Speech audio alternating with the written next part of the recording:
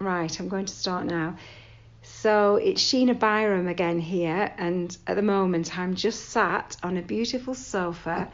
It's quite a sunny day, and I'm in the house of Professor Soo Downe, who many of you will know is a midwifery professor, and we've got a long-standing friendship and working together, Sue? Yeah. It's great, yes. So I've come here today because we're actually going off to Cork very soon to do a workshop around the roar behind the silence. But amidst doing all that, we've done loads of other things too. But just to start off, I want to say that it's really great to be with you, Sue. It's lovely to be in your wonderful home, surrounded by fabulous paintings and your cat. And wherever the cat is. I know the cat's disappeared. And just to have such a great view outside of your garden and the blossoms still around.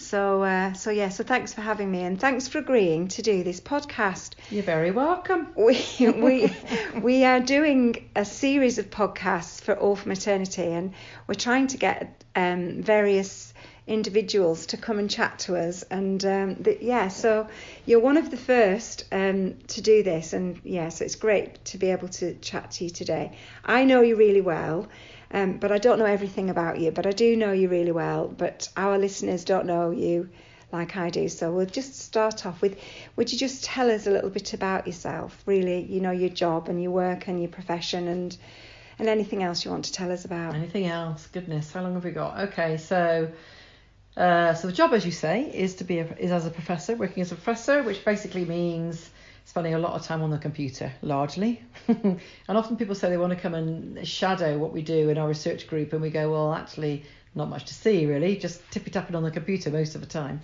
But, of course, there's all kinds of other things tied up in that. So, trying to get grants, trying to write papers, trying to get research into practice, which is the most important thing. And this is where you come in, Sheena, because in your lovely job, you translate all this stuff we try into practice. And of course it goes round in circles, doesn't it? Because the kind of things that you pick up, we can then feed back into the research as well. Right. So it's a kind of reciprocal thing. And obviously that's what we're hoping to do in Cork, as we've done elsewhere through the Roar Behind the Silence. Yeah. Which is to turn some of the evidence, well, first of all, to let people know about it, and secondly, to turn it into something that people can use and make a difference with, which of course is what both of us are interested in ultimately. Brilliant. And I know that, so I'm going to get on to your particular interest in a minute, but also, so you're being very conservative in your answer, because I know as a professor you do lots of other things other than tapping on a computer, because you travel the world, don't you? Influencing, sharing knowledge, learning. And so what kind of things have you been doing recently? Yeah, all those things. So, most recently in Hong Kong, teaching the module, a master's level module on normal birth and normal birth research with midwives in Hong Kong who are very keen to make a difference and who are magnificent, it has to be said. And we were doing with Megan Blaze, who's a midwifery lecturer at UCLan, who's also brilliant, bringing the idea of case-based learning, which is the thing that actually undergraduate midwives at UCLan use, which is really saying, okay, from the very beginning, how does this knowledge make sense in the real world? And I must say that, at least half of the students did the most amazing case presentation at the end of the week, which integrated kind of research and their feelings about what they were experiencing. They acted out the scenario of being a pregnant woman in a Hong Kong setting, and it was really very excellent. Did you film it or anything? We've taken bits of it. We haven't got a whole film. There are little chunks of it. It'd be nice if they wrote it up. Yeah, it would. They did a really good job actually, and they went so far as to take the couple that were the parent, the father and the mother, took pictures of themselves pretending to be newlyweds, and then brought those pictures in, blown up really big, as part of their scenario to be on their labour room wall, which I thought was a great idea. They could bring their own pictures in and put them on the wall. Anyway.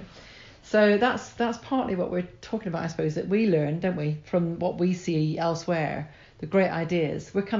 I think we're seed carriers. We carry seeds from one place to another and plant them, don't we? Like the 10 at 10 thing that yes has gone really well. Whenever we've gone around the world, that idea 10 at 10. Yeah, 10. Just so that the listeners know what 10 at 10 is. There's a midwife called Melanie Wildman, and she posted something on Facebook that she improved postnatal experience for midwives and for the women that were there, in that she set up this time, this protected time, 10 minutes at 10 o'clock, where everybody got together and had cake and tea and coffee and really chatted to each other. And Sue and I have been spreading the word about what Melanie's been doing, and other countries have picked it up and done it as well.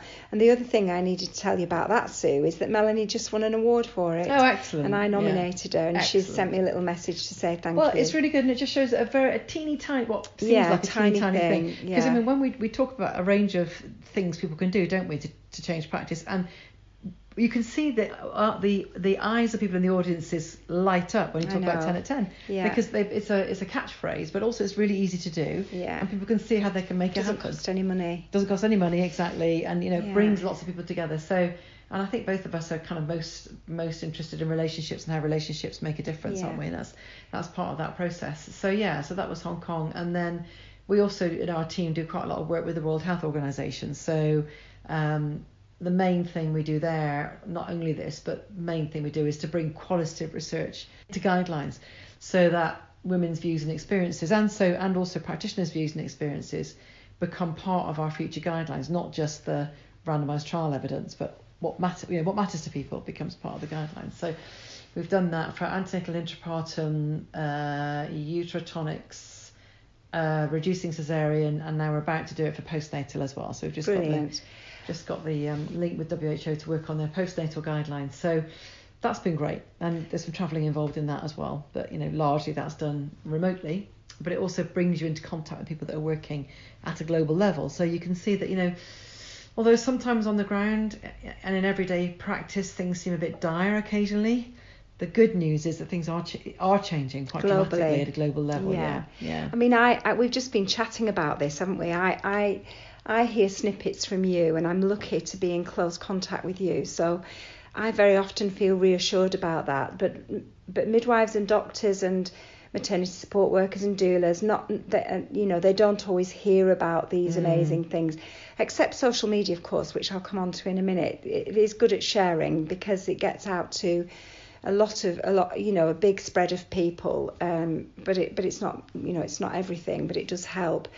But I just think so first of all, I just wanted to say, just to tell the listeners that UCLan, when Sue talks about UCLan, it's the university that she works at, and it's the University of Central Lancashire. So Sue and I are right in the heart of Lancashire when we're sat in her house. She lives about 20 miles away from where my house is, and it's really in the heart of the country. But the university is in Preston, which is a big town nearby. And my daughter Anna works there as well, and which is really great. It's a family business. It's a family thing. And also the other connection is that I did my master's degree there, and I also used to work there. So which brings me on to the fact that there's a really lovely story behind how we met, isn't there?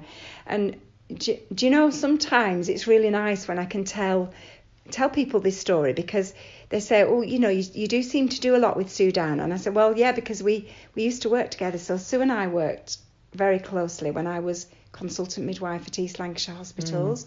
And half the time, well, some of the time, I worked at UCLan as well. And you were my manager there. So you were like the lead person because I had to do research as part of my practice. And so those were great days. But we used to have like little get-togethers like we've had now, where we'd chunner along about things that were really either exciting us or irritating us, which ended up with us doing several projects together.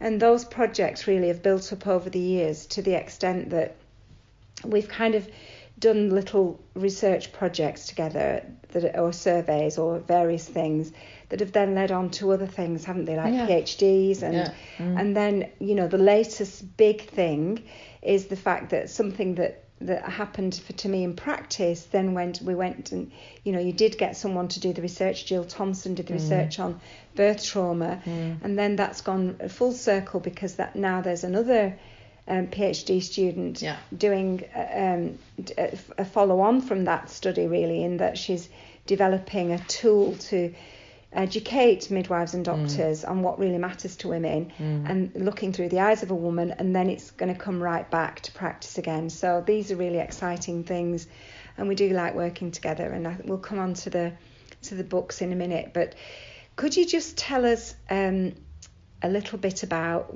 you know, your big passion is normal birth, and also, you know, there's kind of a thing about around the words of, you know, the phrase normal birth. But just if you could just, I know a little bit about this, but if you could just tell me why you're so interested in that. What do you know, what's the big pull to that to be your passion? I suppose really the point is that, you know, most women should be able to give birth physiologically with just support. That should be possible.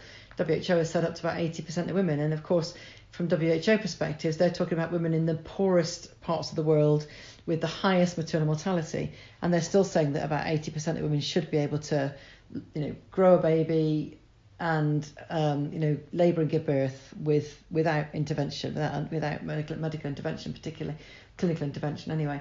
And it seems to me that the problem is that if we don't understand the nature of physiological birth, then we end up in the position that Dennis Walsh talks about, which is that the normal, if you substitute physiological for normal, is what's left over when the abnormal's been defined. And we're increasingly defining everything as abnormal. So if you're too tall or too short, if your baby's too big or too small, if you're too fat or too thin, or the baby moves too much or too little, if you lie on the wrong side in your bed, you know, whatever. If your umbilical cord is too short or too long, you know, everything becomes abnormal just because it's not standard.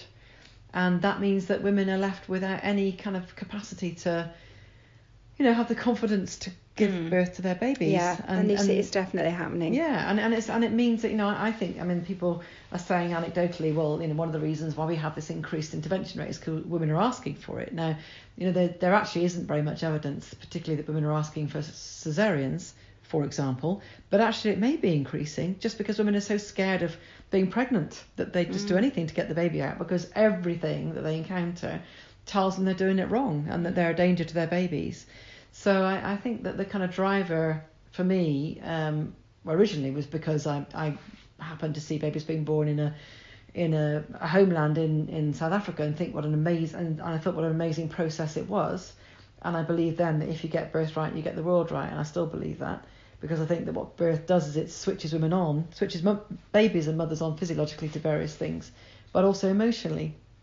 It switches on parents, and we do know that there's an effect on testosterone levels in men that witness birth, for example. You know, it does things to your neurohormonal system. And therefore it seems to me that women should be enabled, as much as they want to and are able to labour and give birth under their own steam. Now, you know, some women are going to need cesareans. Some women are going to want cesareans. Some are going to need and want induction. Of course, that's fine, and we should have that built into the system. But they shouldn't need and want cesareans, or at least they shouldn't be in a position of wanting cesareans or induction because they're scared of being pregnant. We should set the system up so that women are enabled as much as possible to do this thing as far as they possibly can, and that the fallback position where they really need or want the intervention is there, rather than it becoming the default position, which is a very long answer to your question. But, you know, no, it's important though. I think it might be a long answer, but it's really important because we're talking about it all the time. But, you know, for the general public, for example, or whoever's listening, there might be there's lots of questions raised from your answer. So I think it's important. And yeah, so just can I ask you, because I've never asked you this before, but you know when you went to South Africa and you saw babies being born in the homeland, I've heard you say that before, but what was it sort of, did they have a traditional birth attendant? Was it midwives just giving birth in a community, or were they in a hospital? No, it was nuns. So it was set up by nuns and run by nuns who were trained in midwifery. Oh, right. I don't know if they were obstetric nurses or if they were midwives, because at the time I wasn't, you know, I didn't know anything about midwifery, so I didn't. And how did you go there? Why did you go there? Because I was a girl guide, and because in my first year or second year of university I went to work in our chalet in Switzerland, which is a girl guiding kind of place in Switzerland, and met a South African woman who then invited me and a colleague back the year following to South Africa. Right. So that's how it all came But how about. did you end up going in a maternity home? I can't remember actually, but I think I said to them, look, this is all very well being in Johannesburg, but I want to know what it's like in the homelands. So she must have arranged through some means. Again, I can't remember because it was a long time ago now, for me to go and spend a week or two there with the nuns, working with the nuns. And it was just, so it was a kind of little clinic, almost like a first level clinic would be now in low income countries. So not women's homes, but not a hospital, but they did have some supplies. So, I mean, I did see some horrific things that happened just because women were, a particular baby, for example, who now I know was the infant of a diabetic mother, but a very big baby that died in labour because the woman just couldn't give birth to the baby. The baby was too big. Which, makes me very aware of the fact that how crucial it is that women have access to medical care when they need it, of course. And in that case, that baby would have survived if that woman had access to a cesarean. So they obviously didn't do cesareans in this place, now I think about it. And that's a real loss for that baby and that woman, not least because in her culture, not having children meant that she could be divorced, and that the loss of that child meant that she would be divorced by her husband because she had no live children.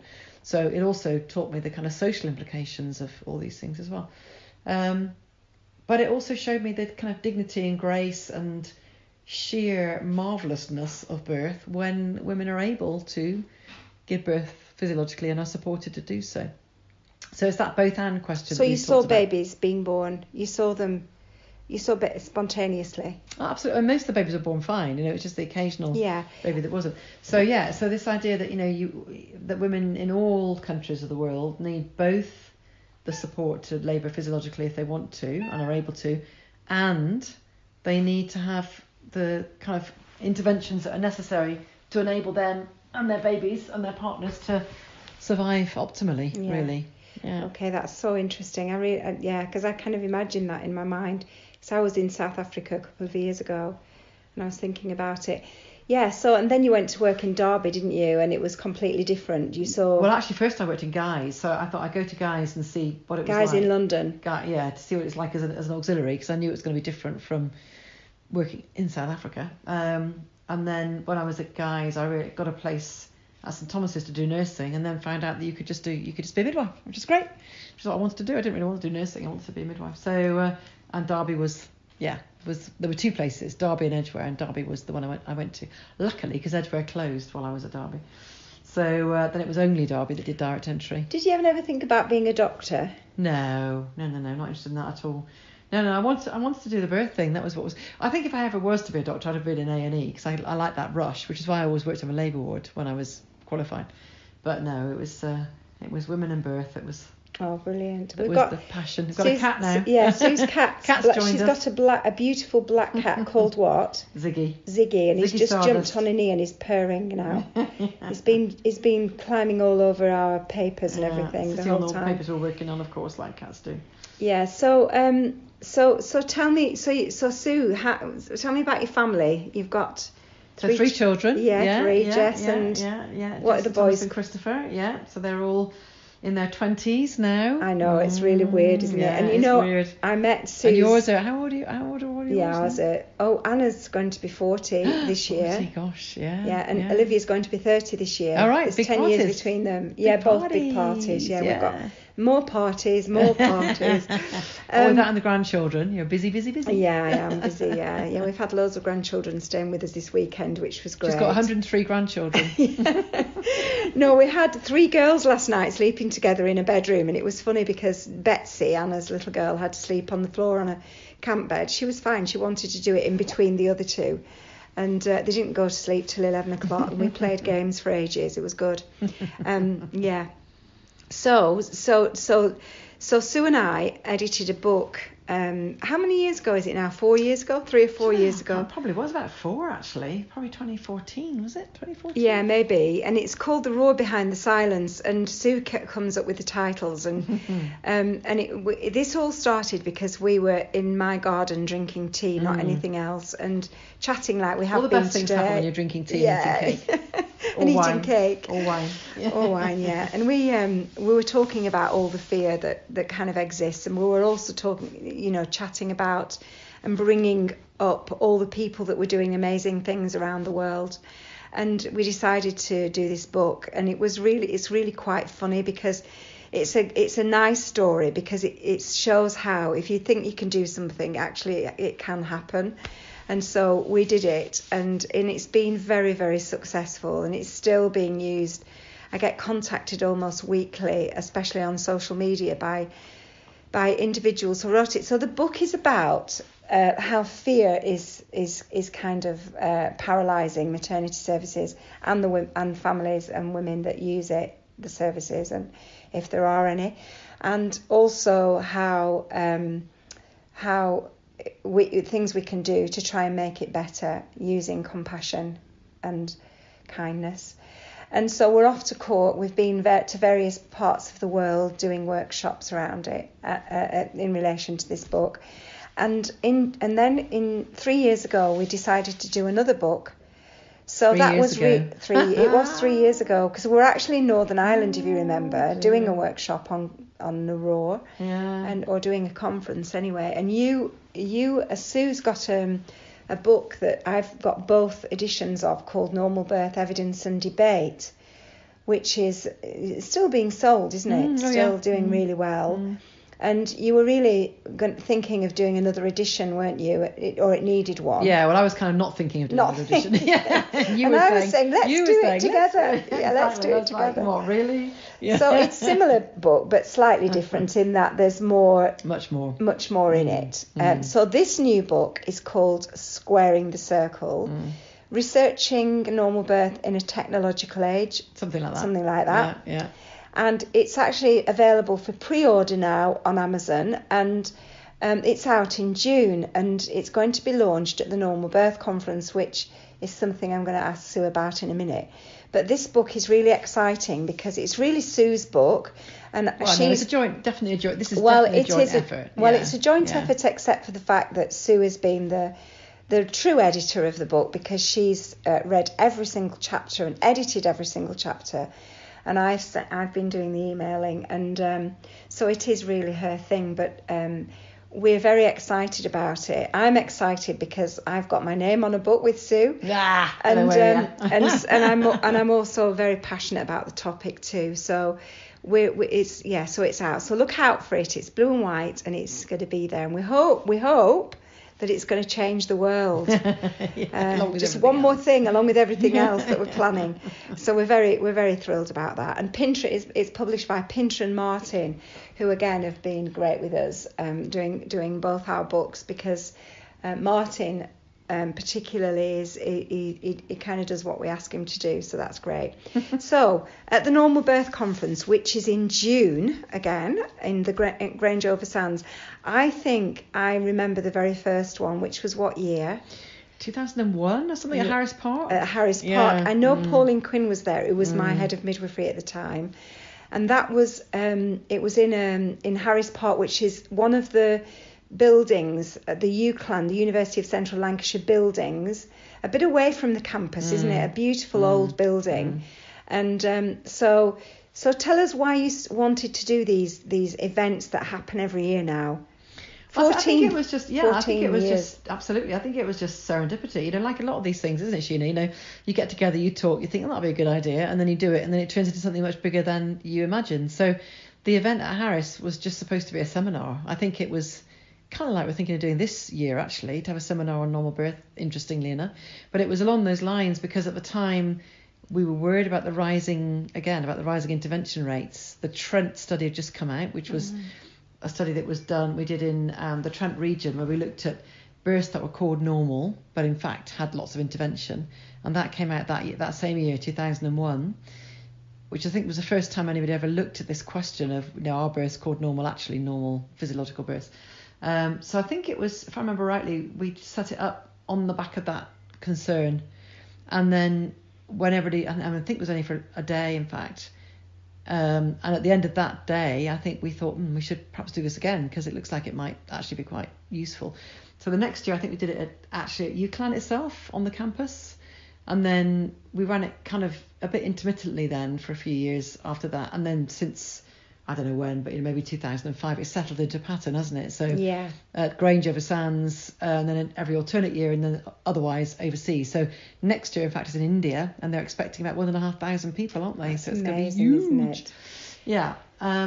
So yeah, I think it just grew like topsy, like a lot of the stuff that we do does, doesn't it? You know, it does. Yeah, absolutely. Have a chat, and then a few years later you think, oh, how did that happen? How did that happen? But it's good. We should really record how all these things happen, because in time to come there's going to be a wondering why it happened. But so to how many countries has the the correct title is the Normal Labour and Birth Research International Normal Birth Research Conference. Yes. Yeah.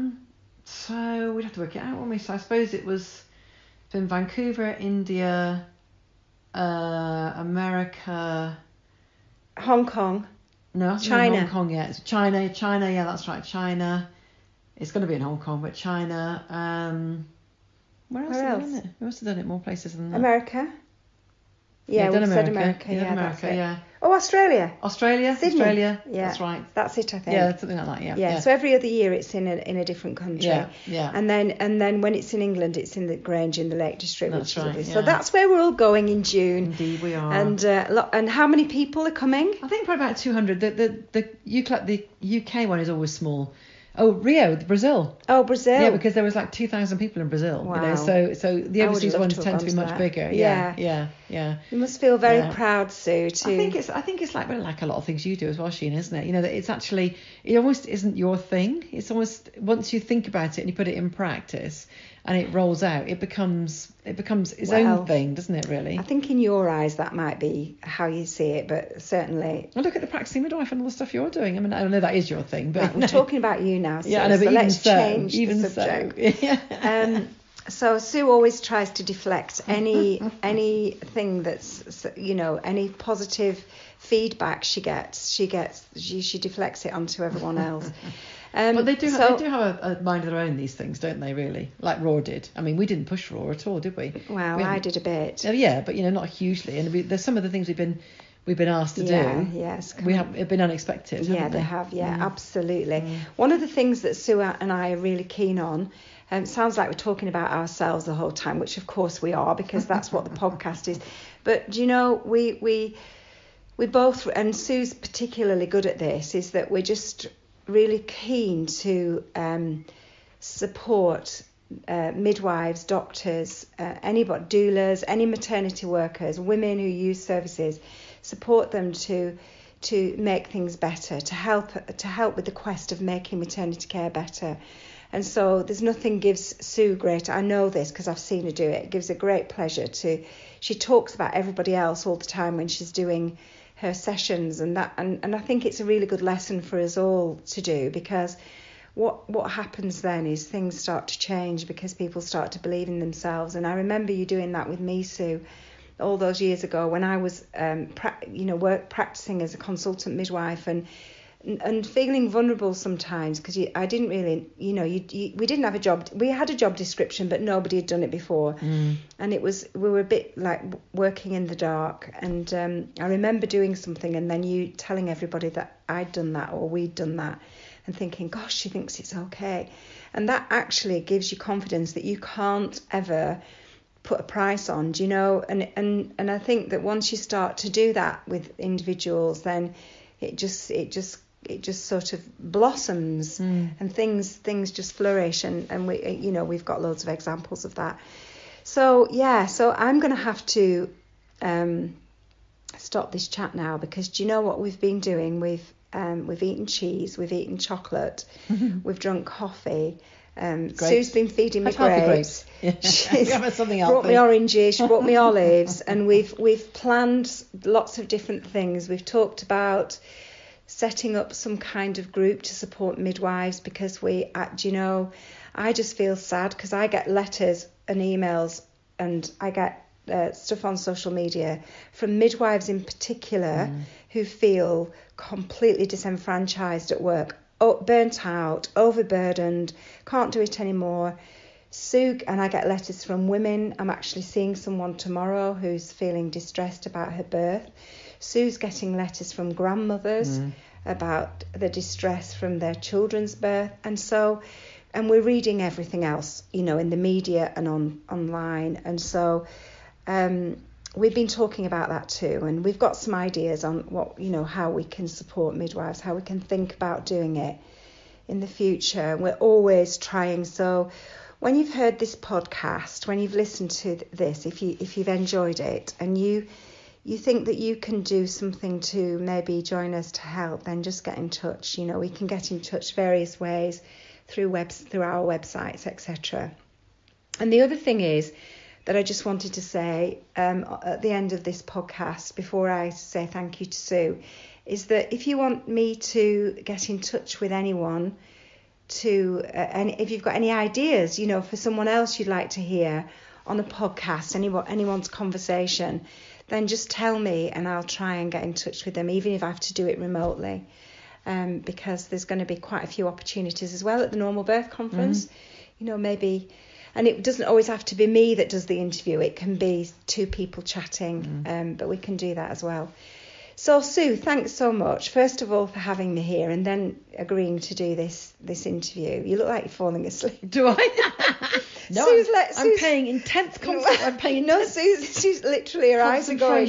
Yeah, concentrating intensely. It's the cat. Yeah, the cat's making her warm because the purring. Cat's curled up purring on her knee. And so we're just, because we're usually running around, aren't we, with no time, and now we're like, ooh. So thanks, Sue, for doing this, and I look forward to hearing it and seeing it online. Thank you, Sheena, very much. It's been a pleasure. Oh, thanks, Sue.